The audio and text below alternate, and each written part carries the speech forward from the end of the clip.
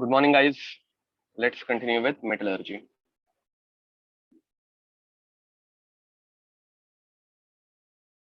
Now, guys, in case of metallurgy, in our last lecture, we have dealt with purification of zinc, purification of aluminium, purification of gold, and purification of silver. Remember this, that purification of gold and silver is really important. Okay. So now next topic is purification of copper. Okay. So next one is purification of copper.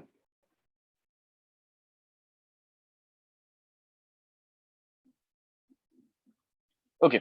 Now, guys, in case of purification of copper, this is quite important. Okay. Why it is quite important? Because copper में सबसे पहले उसका सबसे important ओर जो रहता है वो रहता है copper pyrite.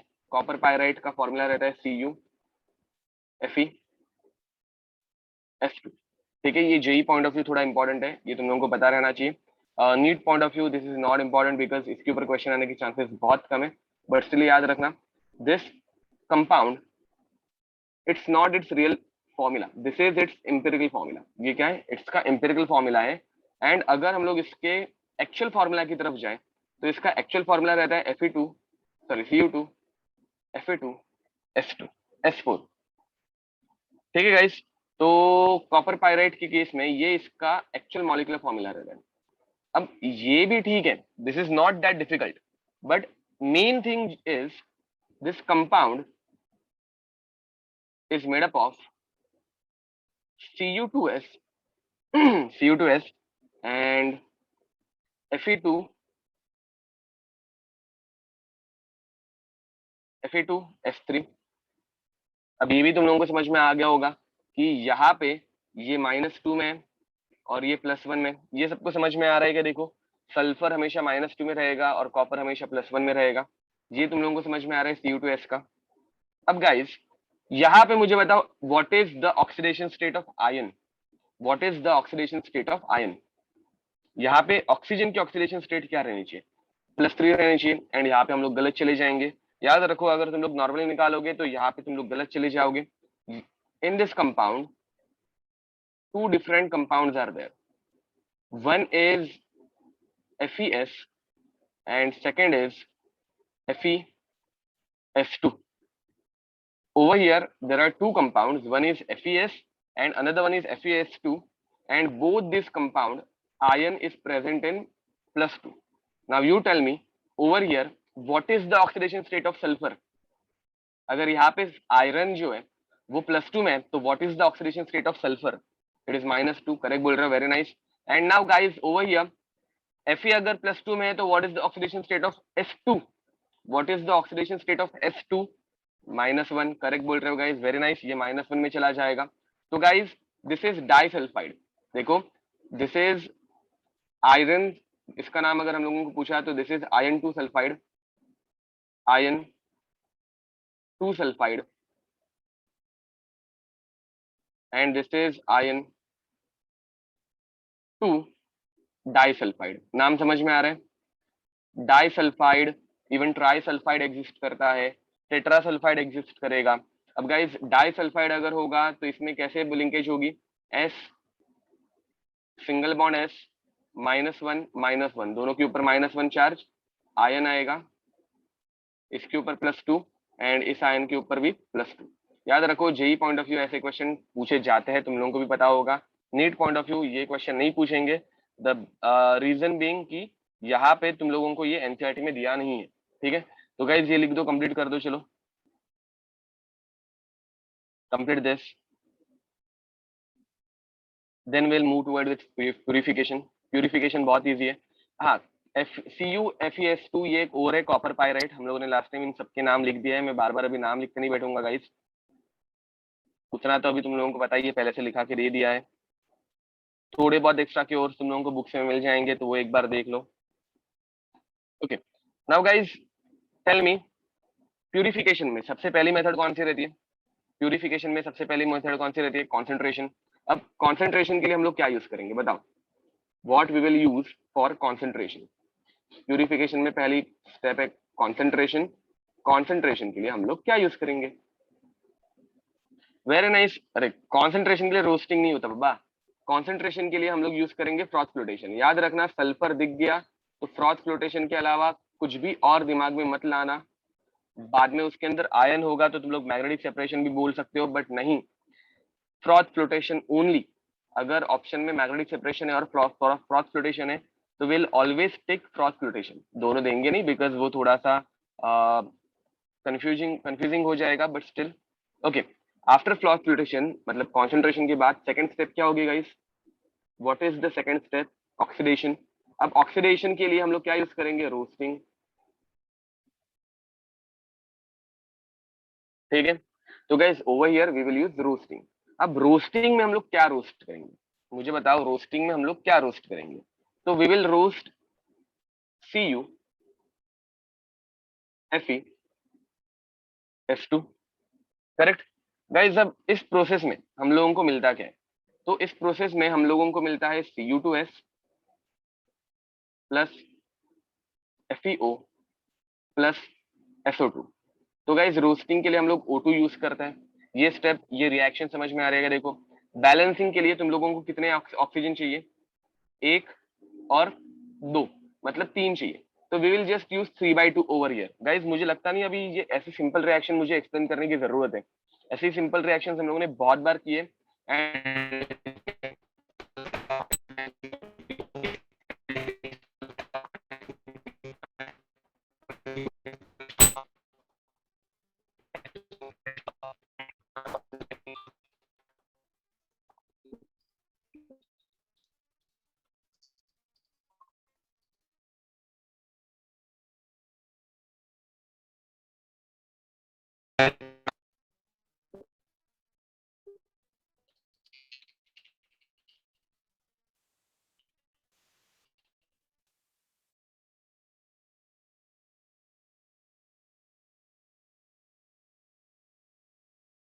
Hello, am I Audible?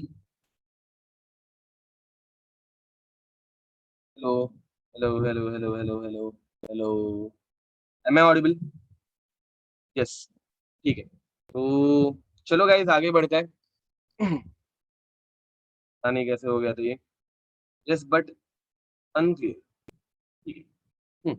तो गाइस, ये प्रिपरेशन ऑफ किसमें यूज होता है? SO2 gas release is used in preparation of, it is used in preparation of,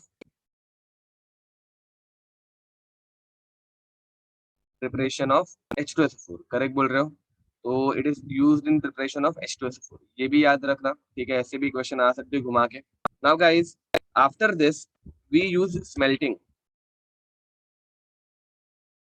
हाँ, in this process we get, हाँ चलो, after this we use smelting.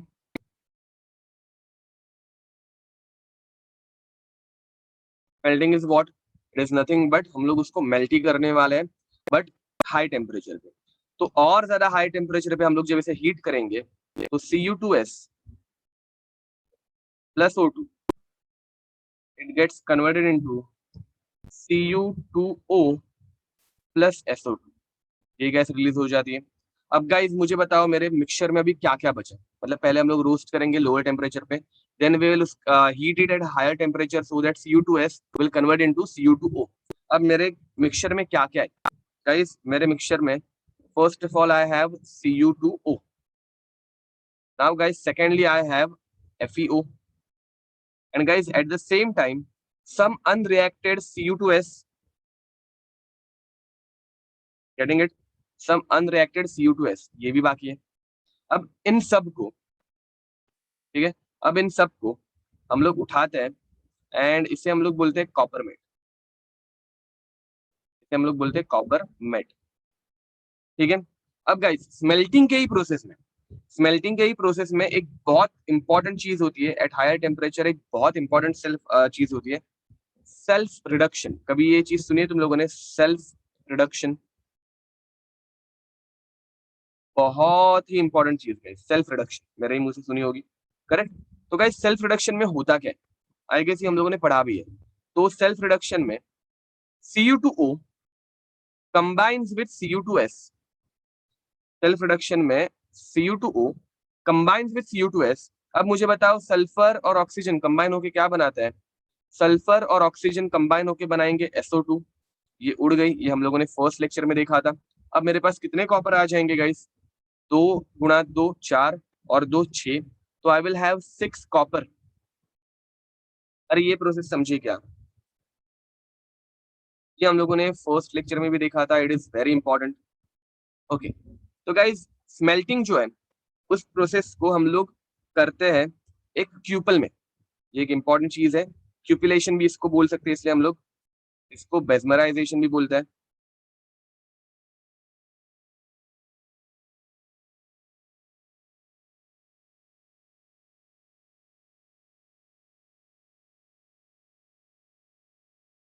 तो ये एक बोन ऐश से बना हुआ कंटेनर रहता है जो बहुत हाई टेम्परेचर विस्टैंड कर सकता है। इसे हम लोग नीचे से हीट करते हैं ऑब्वियसली, एंड यहाँ पे हम लोग इसे हीट करना स्टार्ट करते हैं। ऊपर की तरफ से सारी की सारी हॉट गैसेस पास होना स्टार्ट हो जाती है एंड इट बर्न्स। ठीक है, हॉट गैसेस भी यहाँ पे जलती रहती है, मतलब यहाँ से फ्लेम्स आती रहती है।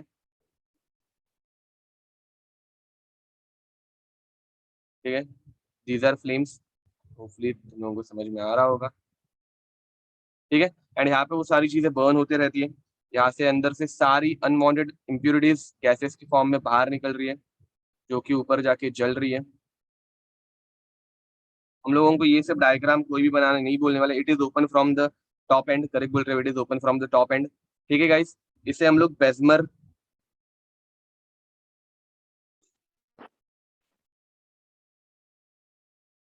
कंटेनर ऐसे भी बोलते हैं, and the process is also called as bessemerisation. Bessemerisation के अलावा इसको हम लोग और क्या बोल सकते हैं? तो we can also call it as a cupellation. ठीक है, this container is called as a cupel. Now what is the meaning of cupel? तो cupel is made up of a container made up of bone ashes. ठीक है, bones के ashes को compress करके ये container बनाया जाता है which can be used at a very high temperature. ठीक है, तो इसमें सेल्फ रिडक्शन की प्रोसेस सबसे इंपॉर्टेंट है गाइस। तुम लोग अगर नोटिस करोगे कुछ रिएक्शन में इतना कुछ नहीं है, प्रोसेस भी बहुत सिंपल है। ठीक है, सिर्फ अलग अलग नाम आ रहे थोड़ी बहुत। ठीक है, बेसमर कंटेनर या फिर बेसमर फ्लास्क, बेसमराइजेशन प्रोसेस का नाम है, क्यूपिलेशन प्रोसेस का नाम हो सकता है। कंटेनर को हम लोग क्यूपिल बोलेंगे। ठीक है, real bones, yes real bones, इंसानों के बोन्स से नहीं बनाते बाय द वे। किसी को अगर ये डाउट होगा कि इंसानों की यूज करते हैं क्या, तो नहीं। Okay, bye bones but high temperature stand करने के लिए सस्ता मिलता होगा। ओके गाइस, हाँ, मतलब see at the end it is made up of calcium carbonate. तो कैल्शियम कार्बोनेट के कंटेनर्स मार्बल काइंड ऑफ दिखते हैं, वो भी एक रीजन हो सकता है, कैल्शियम फॉस्फेट। ठीक है, तो चलो आगे बढ़े।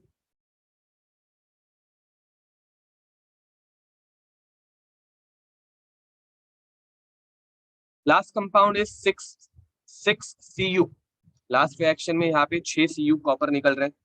ओके, इंसानों की क्यों नहीं? Because कैसे समझाओ तो लोग? अरे इंसानों के क्यों यूज करेंगे, कोई क्यों देगा अपने खुद के बोन्स चीज के लिए? ओके, तो प्यूरिफिकेशन।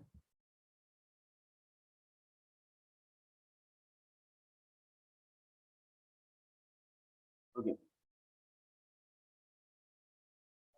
जो मर गया फिर भी उसकी फैमिली थोड़ी ना देगी, देख हाँ ठीक है अभी हो गया, अभी खोदो ग्रेव और निकाल लो बोन्स, ऐसे होता नहीं है। Okay, now guys last one is purification. तो प्यूरिफिकेशन में बताओ कैसे प्यूरिफिकेशन होगा इसका?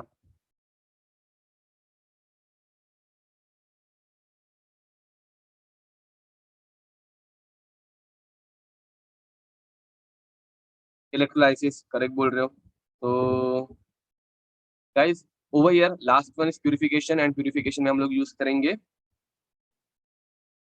Electrolysis, electrochemistry. तो guys in case of electrometallurgy, in case of electrometallurgy इसको हम लोग कैसे प्यूरिफाई करते हैं, मतलब ये हम लोगों ने पहले भी बहुत बार देखा है, एंड एक लास्ट बार देख लेते हैं। तो यहाँ पे एक, अभी तुम लोगों को ये प्रोसेस समझ में आ गई होगी, इलेक्ट्रोकेमिस्ट्री में भी हम लोगों ने किया था, इस चैप्टर में आई गेस अभी हम लोग ये थर्ड टाइम या फोर्थ टाइम कर रहे हैं। तो यहाँ पे एक बहुत बड़ा रॉड रहता है कॉपर का, जो कि इम्प्योर फॉर्म में है। यहाँ पे एकदम पतला सा thin wire kind of rod रहता है, जो कि प्योर फॉर्म में है। इन दोनों को हम लोग कनेक्ट करते हैं बैटरी से। बैटरी का पॉजिटिव टर्मिनल बड़े रॉड को, नेगेटिव छोटे रॉड को। पॉजिटिव टर्मिनल जिस एंड पे कनेक्ट होता है, that is my anode, and another one is my cathode. So this one is a anode, this one is a cathode. This end is positive end, this end is negative end. ठीक है, यहाँ पे oxidation होगा, यहाँ पे reduction होगा। अब oxidation में क्या होता है गाइस, इधर से एक impure copper, this one is a impure rod, this one is a impure copper rod, and this one is a pure copper rod, pure copper rod. अब गाइस इसमें से एक Cu+2 बाहर निकलेगा, ये हो गया ऑक्सीडेशन। इसने 2 इलेक्ट्रॉन दे दिए, याद है ना, कॉपर था, कॉपर ने 2 इलेक्ट्रॉन दे दिए, Cu+2 बन के बाहर निकल गया। अब ये 2 इलेक्ट्रॉन बाहर आना स्टार्ट हो गए, और यहाँ से ये इधर, फिर इधर, फिर इधर से ये बाहर फेंके गए, वापस इधर से अंदर आ गए। अब 2 इलेक्ट्रॉन्स यहाँ पे अंदर घुस गए। अब ये 2 इलेक्ट्रॉन्स के ऊपर कौन लपक पड़ेगा, ये कॉपर, और ये जाके यहाँ पे चिपक गया। गाइस प्रोसेस समझ में आ रही है, ये अभी बहुत बार हो गया है। अब रिएक्शन अगर लिखना है तो एनोड के ऊपर क्या हुआ, एनोड के ऊपर कॉपर ने कॉपर+2 बनाया, और उसने 2 इलेक्ट्रॉन दे दिए। कैथोड के ऊपर क्या हुआ गाइस, कैथोड, कैथोड पर कॉपर+2 ने हम लोगों को दे दिया copper solid, and he accepted 2 electrons, sorry, he accepted 2 electrons. तो गाइस ओवरऑल रिएक्शन में हो रहा है, ओवरऑल रिएक्शन में ये 2 इलेक्ट्रॉन निकल गए, तो कॉपर, और हाँ ये Cu+2 निकल गया। तो किसी को डाउट आ रहा होगा, ये भी कैंसिल कर दो, अभी ये क्यों बच गया। तो गाइस ये कैंसिल नहीं होगा, क्यों, बिकॉज एनोड पे जो कॉपर था, एनोड पे जो कॉपर था वो इम्प्योर कॉपर था, हाँ करेक्ट बोल रहे हो। एंड कैथोड पे जो कॉपर था वो प्योर कॉपर में कन्वर्ट हो गया है। तो वो दोनों कनेक्ट कट नहीं हो सकते हैं, बिकॉज उनमें डिफरेंस है।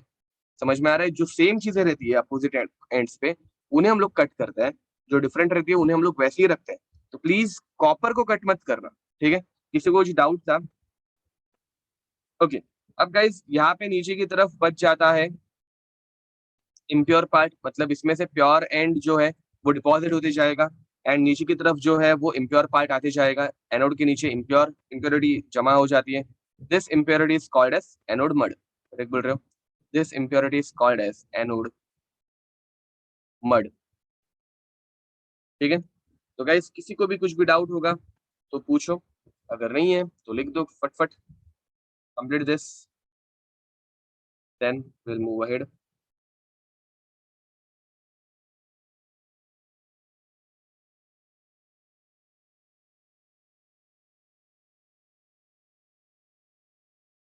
अच्छा हाँ, CaCO3 का डिकम्पोजिशन क्यों नहीं होता, याद रखो, CaCO3 अगर तुम लोग अमॉर्फस फॉर्म में यूज करोगे, ठीक है, अमॉर्फस इन द सेंस कि चॉक फॉर्म में, तो वो इजीली डिकम्पोज होता है। बट अगर हम लोग बहुत हाई प्रेशर पे प्रेस करते हैं, तो वो चॉक किसमें कन्वर्ट हो जाता है, मतलब कैल्शियम कार्बोनेट प्रेस्ड और compressed at very high temperature pressure, क्या बनता है वो,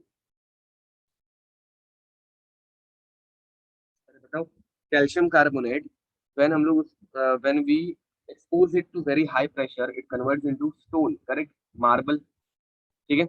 याद रखना वो मार्बल में कन्वर्ट हो जाता है, मार्बल की सॉलिड स्टेट केमिस्ट्री जो है वो पूरी चेंज हो जाती है, उसके ये अरेंजमेंट जो है वो चेंज हो जाती है, and it becomes marble. And एक बार उसका वो अरेंजमेंट बन गया तो वो हीट रेजिस्टेंट हो जाता है, वो इजीली डिकम्पोज नहीं होता, बहुत हाई टेम्परेचर पे डिकम्पोज होता है। मैंने ईयरफोन्स डाले हैं, बट थ्रोट में थोड़ा प्रॉब्लम हो गया है,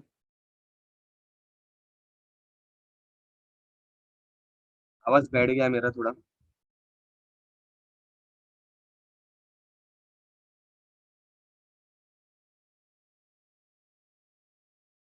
ओके, तो गाइज ये समझ में आ गया, लिख के हो गया है क्या, कॉपर का एक्सट्रैक्शन लिख के हो गया।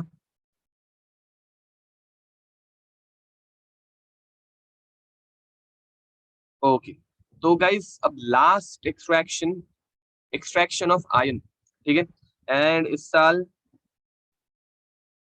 नीट में एक्सट्रैक्शन ऑफ आयन के ऊपर क्वेश्चन आया भी था, ठीक है, and it is very much important, ठीक है।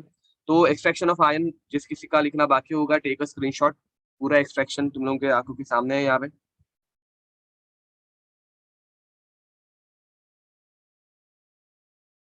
Okay, so guys next is purification of iron from its ore haematite, ठीक है।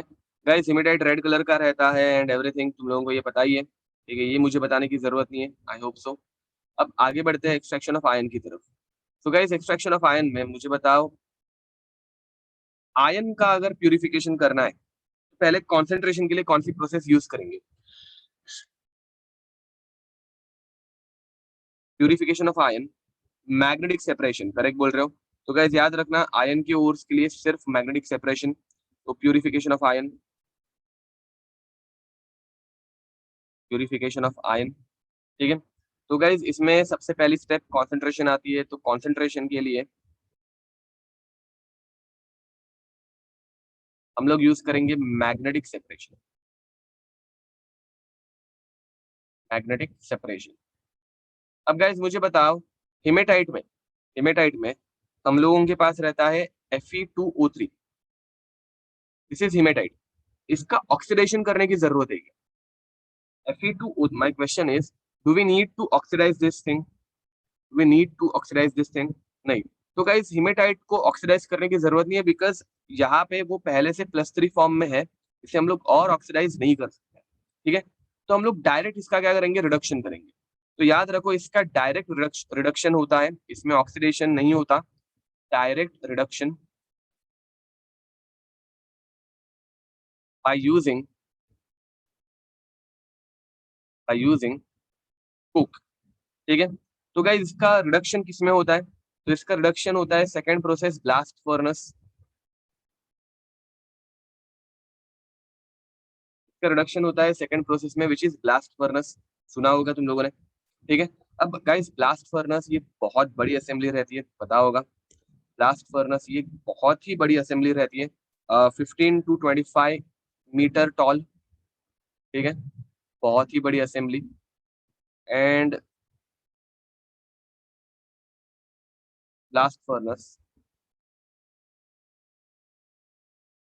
चलो डायग्राम इग्नोर करना, खराब आ गई तो।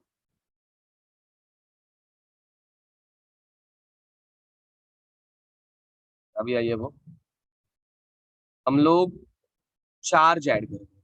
Now what is charge? Charge is a mixture of ion, Coke and calcium carbonate. तुम लोग भी मेरे साथ डायग्राम निकालना गाइस, याद रखो यहाँ पे हम लोग डायग्राम्स निकालने नहीं बैठे हैं, हम लोगों को प्रोसेस समझ में आनी चाहिए, दैट्स इट। तो ये हो गया तुम लोगों का blast furnace, 20 to 25 metre tall, यहाँ से आउटलेट्स रहते हैं, एग्जिट आउटलेट्स, दो आउटलेट रहते हैं। मुझे बताओ ऊपर वाले आउटलेट से क्या निकलेगा और नीचे वाले आउटलेट से क्या निकलेगा? ऊपर वाले आउटलेट से क्या निकलता है और नीचे वाले आउटलेट से क्या निकलता है?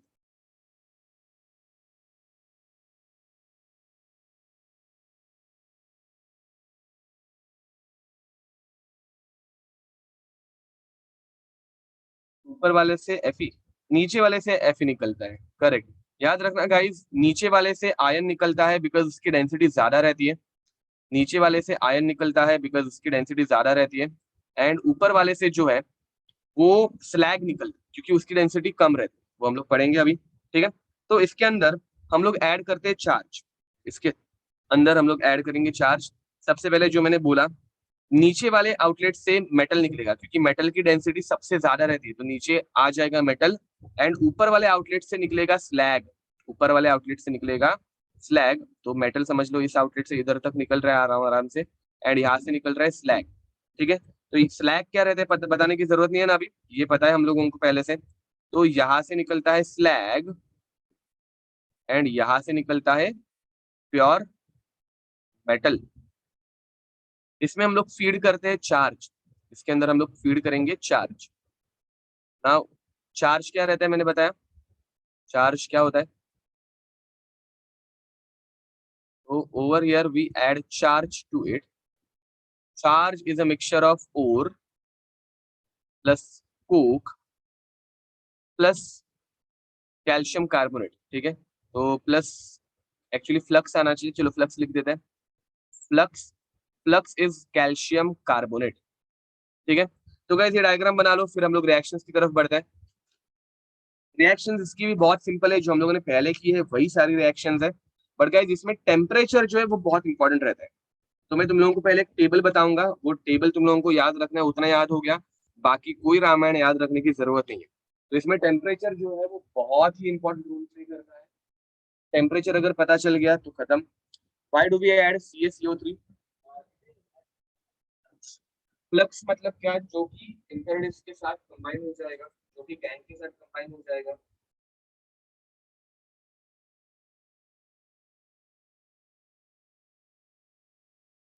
अभी तक मैंने जस्ट डायग्राम बनाई है, तो डायग्राम बना लो, हम लोग आगे बढ़ते हैं फिर।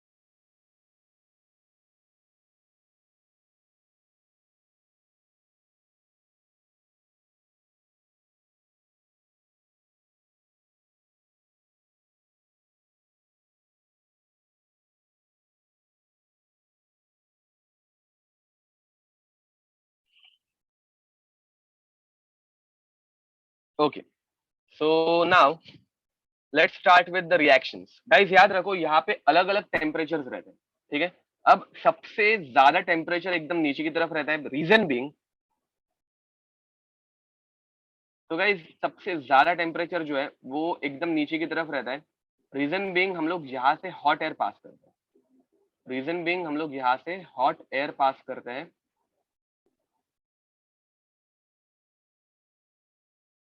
तो from over here we pass hot air, ठीक है। गरम गरम हवा यहाँ से हम लोग पास करते हैं, and that air is mixed with, मतलब it reacts with carbon to produce carbon dioxide, वो हम लोग बाद में देख लेंगे। बट यहाँ पे एकदम नीचे की तरफ सबसे हाईएस्ट टेम्परेचर रहता है, एंड यहाँ पे हाईएस्ट टेम्परेचर 2200 केल्विन तक पहुंच सकते हैं, 2200 केल्विन तक पहुंच सकते हैं। थोड़ा हम लोग ऊपर चले जाएंगे तो हम लोगों को मिलता है 1500 केल्विन का टेम्परेचर। उसके थोड़ा हम लोग अगर और ऊपर चले जाएंगे, वहां पे हम लोगों को मिलता है 1200 केल्विन का टेम्परेचर। उसके थोड़ा और ऊपर चले जाएंगे तो हम लोगों को मिलेगा 900 केल्विन का टेम्परेचर। इसके और थोड़ा ऊपर चले जाएंगे तो हम लोगों को मिलता है 500 केल्विन का टेम्परेचर, एंड इसके और थोड़ा ऊपर चले जाएंगे तो हम लोगों को हॉट गैसेस मिलती है। तो यहाँ से हॉट गैसेस बाहर निकलना स्टार्ट हो जाती है, ठीक है। यहाँ पे दूसरा एक आउटलेट रहता है जिसमें से हॉट गैसेस बाहर निकल जाती है, ठीक है, बची कुची। अब यहाँ से हम लोग, this arrangement is called as cup and cone arrangement, this arrangement is called as cup and cone arrangement.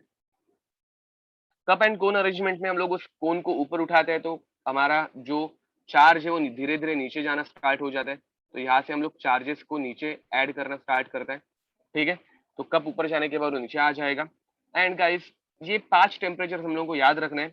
इसमें सबसे पहले टेम्परेचर, बिगिनिंग के टेम्परेचर में क्या होता है, याद रखो, प्रोसेस एक्चुअली नीचे से ऊपर जा रही है, हॉट एयर नीचे से ऊपर जा रही है। मैं तुम लोगों को ऊपर से नीचे लेके आ रहा हूँ, तो मुझे बताओ 500 केल्विन पे क्या होगा। ये टेबल ऐसे ही बना लेना, 500 केल्विन पे क्या होगा, क्या लगता है 500 केल्विन पे क्या हो सकता है। लॉस ऑफ मॉइस्चर, करेक्ट बोल रहे हो। गाइस याद रखो 500 केल्विन मतलब हार्डली कुछ 200 डिग्री सेल्सियस, उसमें लॉस ऑफ मॉइस्चर होता है। ओर में अगर वाटर कंटेंट होगा तो ओर ड्राई हो जाएगा, लॉस ऑफ मॉइस्चर। सबसे ऊपर ओर जो है वो मॉइस्चर लूज कर देता है, ठीक है। अब गाइस 900 केल्विन पे हम लोग जैसे ही आ जाते हैं, अब मुझे बताओ 900 केल्विन पे कार्बन मोनोऑक्साइड बनेगा या कार्बन डाइऑक्साइड। ये मैंने तुम लोगों को लास्ट लेक्चर में पढ़ाया था। 900 केल्विन पे कार्बन मोनोऑक्साइड बनता है या कार्बन डाइऑक्साइड, ये मुझे बताओ। ये तुम लोगों को समझ में आना चाहिए गाइस कि 73 ये बाउंड्री है, इसके आगे कार्बन मोनोऑक्साइड बनता है एंड इसके पहले जो है वो कार्बन डाइऑक्साइड में कन्वर्ट होता है। अगर तुम लोगों को याद नहीं होगा तो एक बार एलिंगम डायग्राम वापस देखना। हायर टेम्परेचर पे कार्बन मोनोऑक्साइड की रिएक्शन स्पॉन्टेनियस होती है, लोअर टेम्परेचर पे कार्बन डाइऑक्साइड की रिएक्शन स्पॉन्टेनियस होती है, और ये हम लोगों ने लास्ट लेक्चर में देखा था। ठीक है, मैंने तुम लोगों को बोला था कि मैं ये वापस बता नहीं बैठूंगा ओपन करके। ठीक है, तो मैं एलिंगम डायग्राम ओपन नहीं करने वाला वापस, हम लोगों ने ये एक बार देख लिया है। बट याद रखो 1073 के आगे अगर टेम्परेचर होगा तो कार्बन मोनोऑक्साइड, 1073 के नीचे अगर होगा तो कार्बन डाइऑक्साइड। मैं यूजुअली तुम लोगों को बोलता हूँ टेम्परेचर याद मत रखना, but this is a important temperature, this is a important part. तो ये टेम्परेचर तुम लोगों को याद रहना चाहिए। जेई मेंस एडवांस लेवल पे टेम्परेचर रिलेटेड भी ऐसा क्वेश्चन आ सकता है, कंसेप्चुअल क्वेश्चन, एंड अच्छा खासा कंफ्यूजिंग है कि कार्बन मोनोऑक्साइड बनेगा या कार्बन डाइऑक्साइड। तो गाइज यहाँ पे बिगिनिंग के स्टेज पे तुम लोगों को जितनी भी रिएक्शन मिलेंगी वो सारी की सारी किसकी रहेंगी, वो सारी की सारी कार्बन डाइऑक्साइड फॉर्मेशन की रहेंगी। तो अब समझो इनिशियल स्टेज पे तुम लोगों को 900 केल्विन पे ऐसे बोल दिया Fe2O3 कंबाइनिंग विद कार्बन क्या बनेगा। तो गाइज ये मैं स्टेप बाय स्टेप लेके जा रहा हूँ। तो पहले स्टेप में तुम लोगों को मिलता है FeO, क्या मिलता है FeO। ठीक है, तो पहले स्टेप में तुम लोगों को मिलता है FeO, कितने मिलेंगे, तो यहाँ पे प्लस CO2। अब CO2 के लिए 2, यहाँ पे 2 कर दूंगा, ओके यहाँ पे 2 कर दो, यहाँ पे 4 कर दो, and this reaction is balanced. Reaction समझ में आ रही है? देखो it is in kelvin guys, everything is in kelvin, everything over here is in kelvin. Okay, ये रिएक्शन समझ में आ रही है? ओके, अब गाइस नेक्स्ट कुछ बुक्स में इसके बदले दिया रहता है, कुछ बुक्स में मतलब एनसीईआरटी में इसके बदले दिया रहता है Fe3O4। मुझे बताओ FeO और Fe3O4 में कुछ ज्यादा फर्क है क्या? Fe3O4 मतलब कुछ बुक्स में, और मैं और फॉर्म में रिएक्शन लिख देता हूँ, Fe2O3 plus carbon gives you 4 Fe3O4 plus CO2। अब तुम लोगों को लगेगा 12 मतलब 6। अब देखो ये रिएक्शन बैलेंस्ड है क्या गाइस? इस रिएक्शन का मीनिंग क्या है मुझे बताओ? 100% FeO बन रहा है क्या? मुझे बताओ फर्स्ट स्टेप में ही 100%। हाँ, रिएक्टेंट थोड़ा जो है वो इसमें बच जाता है, करेक्ट बोल रहे हो। तो गाइस ये छोटी छोटी चीजें जो है ना वो बुक्स में हम लोग रीड करते वक्त समझ नहीं पाते हैं, जो यहाँ पे तुम लोगों को समझ के रखना है। ठीक है, कुछ रिएक्टेंट जो है वो बच जाता है, करेक्ट बोल रहे हो। तो FeO और Fe2O3 बनता है। Even this compound is very important, हम लोगों ने इसके बारे में पढ़ा है, this is a mixed oxide. ठीक है, तो ये अब ये फर्स्ट रिएक्शन हो गई। अगेन याद रखो बाय प्रोडक्ट में यहाँ पे कार्बन मोनोऑक्साइड नहीं बनेगा, कार्बन डाइऑक्साइड ही बनेगा। अब उसके बाद अगर इसमें और हम लोग आगे बढ़े तो कुछ FeO का कार्बन के साथ कंबाइन होके Fe बन सकता है, कुछ थोड़े से पोर्शन का। गाइस पूरा कन्वर्जन नहीं होता, थोड़ा थोड़ा, क्यों? क्योंकि टेम्परेचर बहुत कम है, रिएक्शन इज नॉट स्पॉन्टेनियस। अब मुझे बताओ दिस प्लस दिस करेक्ट ना? रिएक्शन बैलेंस्ड है, देखो करेक्ट है क्या? रिएक्शन बैलेंस्ड हो गई, इज इट करेक्ट? राइट, चलो आगे बढ़े।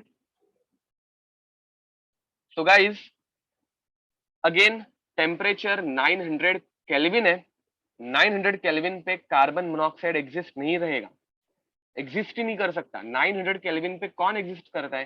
Carbon monoxide. तो this reaction is not correct, this reaction is wrong. तुम लोगों को समझ में आ रहा है क्या? मतलब मैं चेक कर रहा था, कोई बोलेगा मुझे कि कार्बन डाइऑक्साइड बनना चाहिए बट नहीं बन रहा है, तो हम लोगों को यहाँ पे कार्बन डाइऑक्साइड बनाना पड़ेगा, मतलब रिएक्शन ऐसे बैलेंस करनी पड़ेगी कि कार्बन डाइऑक्साइड बनेगा। रिएक्शन तो मैं कैसे भी बैलेंस कर सकता हूँ ना, बाय प्रोडक्ट कौन आ रहा है वो हम लोगों को समझ के लेना है। अरे ये समझ में आ रहा है मतलब ये पार्ट, कि अगर इसके आगे गए तो कार्बन मोनोऑक्साइड है, बट इससे नीचे है तो कार्बन डाइऑक्साइड ही है। This is the important part जो तुम लोगों को समझ के लेना है कि कार्बन मोनोऑक्साइड कब आएगा, कार्बन डाइऑक्साइड कब आएगा। अब एट 1200 केल्विन, एट 1200 केल्विन, हाँ, तो this is called as zone of, चलो बाद में मैं जोन बताता हूँ तुम लोगों को। तो एट 1200 केल्विन होता क्या है? 1200 केल्विन पे एक बहुत फेमस रिएक्शन होती है जो हम लोगों को इसका टेम्परेचर पता भी है, इस ब्लॉक में हम लोगों ने सबसे पहले देखा था। तो दिस कंपाउंड एट 1200 केल्विन क्या बनता है, it decomposes into calcium carbonate plus carbon dioxide. Correct और रॉन्ग? लाइमस्टोन का डिकम्पोजिशन होता है। अब गाइज मुझे बताओ, कार्बन डाइऑक्साइड तो उड़ गया, ये जो है ये क्या है? तो दिस इज आवर फ्लक्स। याद रखना, ये जो है वो हम लोगों का फ्लक्स बना, मतलब हम लोगों ने फ्लक्स डायरेक्ट ऐड नहीं किया था। हम लोगों ने फ्लक्स डायरेक्ट ऐड नहीं किया था, हम लोगों ने क्या ऐड किया था? हम लोगों ने कैल्शियम कार्बोनेट ऐड किया था, जो फ्लक्स बना रहा है। गाइज यहाँ पे CO2 रिलीज होता है। एक मिनट, अरे भाई तुम लोग ना, वेट, मुझे एनसीईआरटी ओपन करने दो। जो कुछ मैं बता रहा हूँ वो कौन से रिएक्शंस के लिए वो बताता हूँ। कौन से नंबर का चैप्टर? ये 6th ना?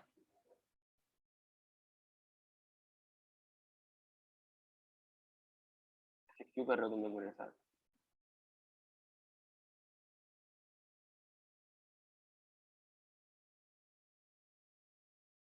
Wait a minute.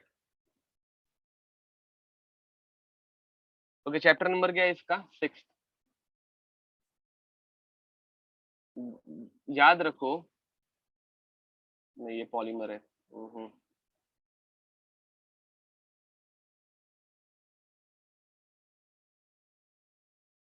हाँ,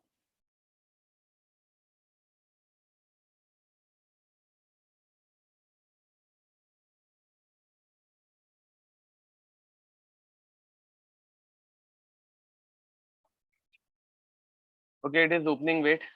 हाँ, एलिंगम डायग्राम जो है वो कार्बन के कंपाउंड्स के लिए है, ठीक है, इट इज फॉर कार्बन के कंपाउंड्स। हाँ, अब यहाँ पे हो गया ओपन लकीली। गाइस ये देखो, this diagram is for carbon compounds. यहाँ पे जो कार्बन डाइऑक्साइड बन रहा है वो कार्बन प्लस ऑक्सीजन वाला है। कैल्शियम कार्बोनेट का डिकम्पोजिशन जो है उसमें कार्बन डाइऑक्साइड रिलीज होता है, वो यहाँ पे नहीं है। एलिंगम डायग्राम में कार्बन और ऑक्सीजन की रिएक्शंस है। कैल्शियम कार्बोनेट को एलिंगम डायग्राम एप्लीकेबल नहीं होगी, वहां पे कार्बन डाइऑक्साइड ही जनरेट होगा, बिकॉज वो ये रिएक्शन नहीं है। That is a totally different reaction. समझ में आ रहा है क्या? बाकी रिएक्शंस में हमेशा कार्बन डाइऑक्साइड रिलीज होता है। I am talking about carbon and oxygen की रिएक्शन। जब हम लोग कार्बन के साथ रिएक्शन कर रहे हैं तो क्या होता है, that we are talking about. यहाँ पे देखो, कार्बन और ऑक्सीजन की रिएक्शन समझ में आ रहा है? When we are using pure carbon तो क्या बनेगा वो हम लोग देख रहे हैं। तो यहाँ पे 1200 केल्विन के ऊपर चले गए तो कार्बन मोनोऑक्साइड फॉर्म होगा, ऐसे नहीं है, यहाँ पे कार्बन डाइऑक्साइड ही फॉर्म होगा जो उड़ जाएगा। डिफरेंस समझ में आ रहा है? उसके बाद आता है 1200 केल्विन, इन विच slag formation occurs. अब guys, calcium oxide combines with SiO2 to give me calcium silicate. ये मुझे एक्सप्लेन करने की जरूरत है। ये स्लैग फॉर्मेशन हो गया। 1500 केल्विन पे ही, सेम सारी रिएक्शन हम लोगों ने पहले भी की है, इसलिए मैं अभी एक्सप्लेनेशन बिल्कुल नहीं दे रहा हूँ, ठीक है। 1500 केल्विन पे, 1500 केल्विन पे हम लोगों को मिलता है Fe2O3 प्लस कार्बन। अब मुझे बताओ यहाँ पे क्या बनेगा? अब मुझे बताओ यहाँ पे क्या बनेगा, कार्बन मोनोऑक्साइड या कार्बन डाइऑक्साइड? तो यहाँ पे बनता है कार्बन मोनोऑक्साइड। Very nice. तो गैस टू टाइम्स इसी रिएक्शन को तुम लोगों को ऐसे भी दिया जा सकता है, और Fe2O3 प्लस कार्बन 1500 केल्विन पे ही दोनों हो रहे हैं, दोनों रिएक्शन सेम टेम्परेचर पे हो रहे हैं, गिविंग यू Fe3O4, क्योंकि पूरी रिएक्शन एक ही साथ हो ऐसे कंपलसरी नहीं है, तो पहले हम लोगों को ये मिलेगा प्लस कार्बन मोनोऑक्साइड। तो यहाँ पे अभी क्या हो जाएगा, ये 2 टाइम्स, सॉरी 2 टाइम्स नहीं, यहाँ पे 3 है तो हाँ, यहाँ पे 2 टाइम्स कर दो, यहाँ पे 3 टाइम्स कर दो, and I think this reaction is balance 3991। Correct है, this reaction is balance now. Guys ये समझ में आ रहा है? देखो, सेम रिएक्शन ऊपर वाली, बट ऊपर वाले रिएक्शन में कार्बन डाइऑक्साइड था बिकॉज वो 900 पे थी, मतलब 1073 से नीचे थी। अब ये 1073 के ऊपर चला गया तो CO बन रहा है। Any doubt? And guys finally 2200 kelvin, finally 2200 kelvin या फिर 2000 केल्विन पकड़ लेते हैं। At 2000 kelvin carbon combines with oxygen to form carbon dioxide अब किसी के दिमाग में कुछ आ रहा है क्या उल्टा सुल्टा? इसमें कुछ प्रॉब्लम दिख रही है क्या? इसमें कुछ प्रॉब्लम दिख रही है क्या? यस। तो गाइस याद रखो, कार्बन डाइऑक्साइड भी बन सकता है। अगर कार्बन डाइऑक्साइड बना तो क्या हुआ, मतलब ऐसे हार्ड कोर रूल नहीं है कि हमेशा कार्बन मोनोऑक्साइड ही बनेगा। बट मुझे बताओ, गलती से कार्बन डाइऑक्साइड भी बन सकता है? हो सकता है ना कि थोड़ा बहुत कार्बन डाइऑक्साइड बन गया। तो ऐसे टाइम पे हम लोग क्या करेंगे, मतलब ऐसे टाइम पे हम लोग नहीं, ऐसे टाइम पे क्या होगा? सी, हायर टेम्परेचर पे कार्बन मोनोऑक्साइड ही स्टेबल है। तो ये कार्बन डाइऑक्साइड अगर पहले फर्स्ट स्टेप में बन गया, तो in second step carbon dioxide again combines with carbon to form 2 times carbon monoxide. देखो ये समझ में आया क्या? सेल्फ रिडक्शन भी बोल सकते हैं इसे। गैस मेरी भावनाएं पहुंच रही है। देखो रिएक्शंस बहुत सिंपल है, सिर्फ तुम लोगों को उसके पीछे का रीजन समझ में आना चाहिए कि कौन सी रिएक्शन क्यों हो रही है, उसमें कौन सा प्रोडक्ट बन रहा है और क्यों बन रहा है। ठीक है, तो ये हो जाता है हम लोगों का ओवरऑल स्टेप। ठीक है, अब guys this reaction is highly exothermic, this reaction is highly exothermic. अब मुझे बताओ, हाईली एक्सोथर्मिक होने की वजह से क्या होगा? हम लोग हॉट गैसेस जो पास करते हैं वो 2000 केल्विन पे पास करते हैं। ये टेम्परेचर जो है वो हम लोगों के हॉट गैसेस का रहता है। हॉट गैसेस का टेम्परेचर 2000 केल्विन है, एंड हमारे रिएक्शन ने और ज्यादा हीट बाहर रिलीज कर दी, तो टेम्परेचर और बढ़ेगा या नहीं बढ़ेगा? हाईली एक्सोथर्मिक रिएक्शन है, 2000 केल्विन पे ये रिएक्शन हुई, तो रिएक्शन ने खुद ने और ज्यादा हीट रिलीज की, तो टेम्परेचर और बढ़ जाएगा, and which increases temperature to 2200 kelvin. Guys तुम लोगों को समझ में आ रहा है? देखो ये सारी चीजें तुम लोग एनसीईआरटी रीड करोगे, तुम लोगों को तभी भी दिखेंगी, बट वो लिखे हुए फॉर्मेट में समझने के बदले आएगा, ये टैबुलर फॉर्म में ज्यादा इजी है। ठीक है, that's why we call it as a blast furnace. हम लोग हॉट एयर का एक ब्लास्ट छोड़ते हैं। ठीक है, तो अब यहाँ पे हर एक अलग अलग जोन रहता है। ठीक है, तो ये जोन यहाँ पे भी दिखा सकता हूँ, बट मैं यहाँ पे नीचे के रिएक्शन में लिख के दिखा रहा हूँ। तो guys this is called as zone of combustion. ठीक है, this is called as zone of combustion, जहाँ पे क्या हो रहा है, तो यहाँ पे कार्बन का कंबशन हो रहा है। This is called as zone of slag formation, zone of slag formation, also called as zone of fusion, because यहाँ पे फ्लक्स और गैंग फ्यूज हो रहे हैं। ठीक है गाइस, याद रखो एक्चुअल में एयर जो है वो ऐसे उल्टी जाती है, वो ऊपर की तरफ जाती है, तो ये रिएक्शन ऐसे उल्टे उल्टे होते जाती है, बट हम लोग ऐसे नीचे ऊपर से नीचे आए हैं। ठीक है, now this is zone of decomposition, zone of decomposition, sorry ज्यादा बड़ा ले लिया, यहाँ पे हो रहा है डिकम्पोजिशन,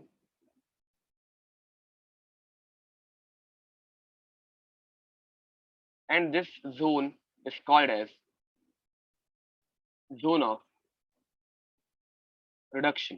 गाइस याद रखो, जोन ऑफ रिडक्शन जो है, जोन ऑफ रिडक्शन जो है, मैं यहाँ पे ऐसे लिख देता हूँ, जोन ऑफ रिडक्शन जो है वो 900 से 1500 केल्विन के बीच में रहता है। किसी को ये डाउट तो आया होगा ना कि यार ये ऊपर वाले को ही क्यों बोला, नीचे में भी तो रिडक्शन हो रहा है। तो वो जो है वो एक बैंड है, इस टेम्परेचर रेंज में आयरन का रिडक्शन कंप्लीट हो जाता है। मैं क्या बोल रहा हूँ समझ में आ रहा है? देखो अगर किसी ने मतलब मेहनत ली होगी एनसीईआरटी पहले रीड करने की, तो तुम लोगों को समझा होगा कि एनसीईआरटी में रीड करके तुम लोगों को ब्लास्ट फर्नेस कुछ भी नहीं समझता, मतलब कुछ भी इन द सेंस उतना अच्छे से ग्रास्प करना थोड़ा डिफिकल्ट हो जाता है। तो इसलिए यही सेम थियरी तुम लोगों को वहां पे मिलेगी, but this is a more of a simplified form. ठीक है, लिख के मैं कुछ भी नहीं दे रहा हूँ, मैं सिर्फ थियरी एक्सप्लेन कर रहा हूँ। एनसीईआरटी रीड करने का काम अभी तुम लोगों का है, इसके बाद अगर तुम लोग एक बार रीड कर लोगे तो तुम लोगों को बहुत अच्छे से समझ में आ जाएगा। 1500 केल्विन उसका कोई नाम नहीं है, उसका कोई नाम नहीं है ऐसे in general.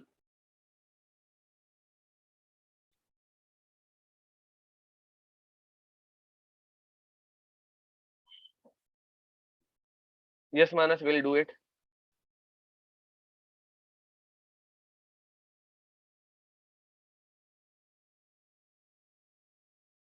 Okay, so guys some remaining techniques, कुछ एक दो टेक्निक्स हम लोगों की बाकी है अभी भी पढ़ना, तो वो देख लेते हैं and then will take a break.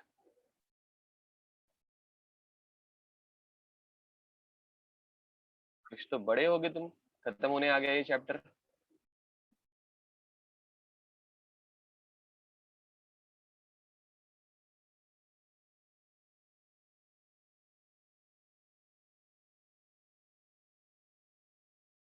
ये लास्ट चैप्टर है ना? Yup, this is the last chapter. इसके बाद हाइड्रोजन जो है वो मैं तो तुम लोगों को बताऊंगा कि ये देखो ये हो गया है, ये हो गया है, ये हो गया है.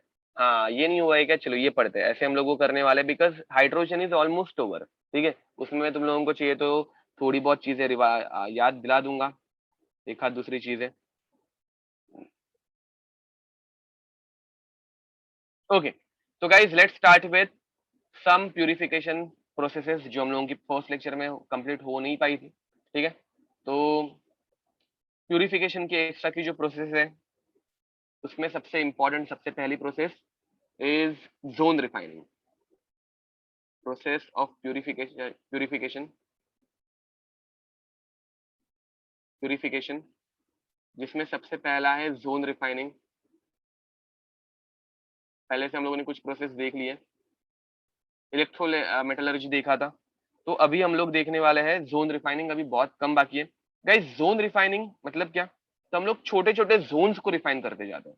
ठीक है, let's imagine I have a impure rod. Let's imagine I have a impure rod. तो इसके मैं छोटे छोटे जोन को प्यूरिफाई करते जाऊंगा. अब इसे प्यूरिफाई कैसे करते हैं? तो याद रखो, in this process in this process we take advantage of a fact advantage of a fact that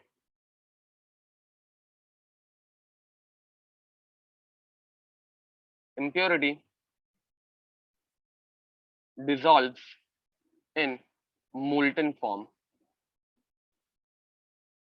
easily. ठीक है, तो हम लोग करते गए. तो यहाँ पे हम लोग हीटिंग कॉइल्स अटैच कर देते हैं. हीटिंग कॉइल्स मैग्नेटिक हीटर भी रह सकते हैं. हीटिंग कॉइल क्या करेंगे? तो हीटिंग कॉइल इस एरिया को मेल्ट कर देंगे. हीटिंग कॉइल इस एरिया को मेल्ट कर लेंगे. ठीक है, ये एरिया थोड़ा सा मेल्ट हो गया. याद रखो, मेटल बहुत विस्कस रहता है, वो ऐसे नीचे गिर नहीं जाएगा, वो वहां पे ही रह जाएगा. ठीक है, वो एरिया एक बार अगर मेल्ट हो गया तो हम लोग इसको थोड़ा सा आगे शिफ्ट करते हैं. ये जैसे ही एरिया मेल्ट हो गया, इसे हम लोग थोड़ा सा आगे शिफ्ट करते हैं. अब इधर थोड़ा सा आगे शिफ्ट करने के बाद इतना एरिया जो है वो वापस सॉलिड बन जाएगा. एंड अभी इतने एरिया में कॉइल है जो कि वापस मोल्टन फॉर्म में. तो गाइस होने क्या वाला है, अच्छे से सुनना, होने क्या वाला है? जो इम्प्योरिटी है वो हम लोग जैसे जैसे इसको आगे लेके जाएंगे, जैसे जैसे हम लोग इसको आगे लेके जाएंगे, इम्प्योरिटी भी उसके साथ आगे आगे चलती जाएगी. ये समझ में आ रहा है क्या? इम्प्योरिटीज जो है वो मोल्टन फॉर्म में इजीली डिसॉल्व हो जाती है, इजीली आ जाती है. तो हम लोग इसको जैसे जैसे आगे लेके जाएंगे, आगे का पार्ट मेल्ट होते जाएगा. मेल्ट होते होते इम्प्योरिटीज भी आगे आगे आती जाएंगी. पीछे की तरफ जो सॉलिड बचेगा वो धीरे धीरे प्योरीफाई होते जाएगा. मैं क्या बोल रहा हूँ समझ में आ रहा है? हम लोग इसको थोड़ा थोड़ा करके ऐसे आगे की तरफ लेके जाते हैं. धीरे धीरे हम लोग इसको आगे की तरफ लेके जाते हैं. ये ऐसे ही आगे की तरफ बढ़ते जाता है. ठीक है, एंड गाइस यहाँ पे एंडिंग में जब हम लोग इसको पूरा आगे लेके जाते हैं तो एकदम एंडिंग में जो है क्या जमा हो जाएगी? एकदम एंडिंग में सारी की सारी इंप्योरिटीज जमा हो जाएगी. एकदम एंडिंग में सारी की सारी इंप्योरिटीज जमा हो जाएगी. देखो ये ग्राफ को आ गया. Molten part is again solidified. Correct बोल रहे हो. जैसे ही हम लोग हीटिंग कॉइल एक जगह से दूसरे जगह पे लेके जाएंगे तो जो मोल्टन पार्ट था, मेटल है, इजीली सॉलिडिफाइड हो जाएगा ये फट से. ठीक है, इज इट कॉस्ट इफेक्टिव? वहां पे आ रहा हूं मैं.